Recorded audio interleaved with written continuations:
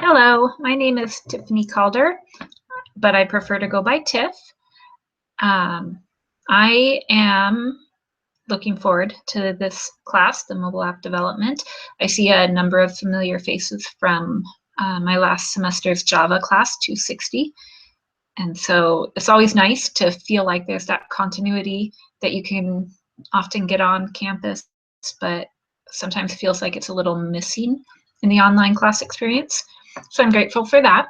I live in Madison, Wisconsin, but I grew up in Washington State. I lived north of Seattle, almost 2 hours, just a mile south of the Canadian border. I've been married for 12 and a half years. My husband is from Washington also. He grew up out in Port Angeles area on the Olympic Peninsula.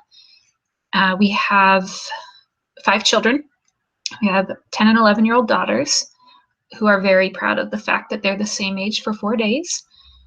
And then we had 3 more children, 2 daughters and a son, all of whom passed away in infancy. And that was a deep valley for my husband and I, but most days we feel like we've climbed out of it and we've come out on the other side having learned a lot.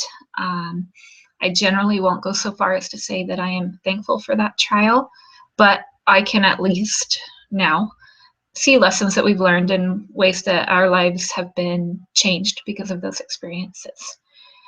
I am a senior and I am doing a university studies major with a CIT minor. And the clusters I've got are web design and development, and then a cluster in criminal justice, which is making use of classes that I took back when it was Rick's College, which is nice because that's about 10 or 12 classes fewer that I needed to take to finish my bachelor's degree, which I'm grateful for. I should finish in July after the spring semester if I power through and take my 3 classes this semester and next semester. But sometimes life happens, so we'll see. I also work while I'm going to school. I work for my mom. She is an Australian Labradoodle breeder out in Oregon State near Portland. And I do all of her bookkeeping and other paperwork for shipping the puppies and everything to do with that, as well as maintain her website.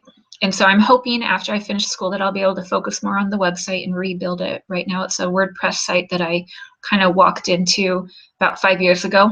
Had been built over a decade ago. So I've been tweaking it and changing it, but haven't had either the knowledge or time to ditch the WordPress and kind of go at it on my own. So that's my big project that I have ready for me after I'm done with school. I really enjoyed reading the Ophelia Syndrome. It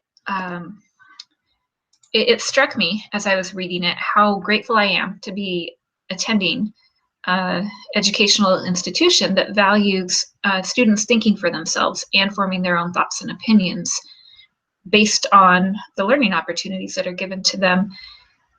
It's something that my husband and I have been striving to help our children do as well, despite the fact that that means they'll almost certainly come up with ideas and opinions that are very different from our own.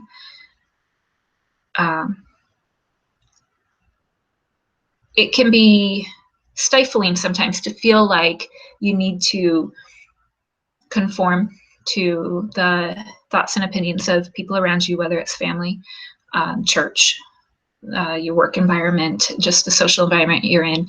And I think that's a valuable tool, both for us as adults, but also to be able to pass along to the rising generation, that ability to critically think and figure out what you believe and why you believe it, but also how to communicate it in a way that is truly trying to communicate and not just voice dump your opinions on others. So those were some of the thoughts I had while I was reading the Ophelia Syndrome.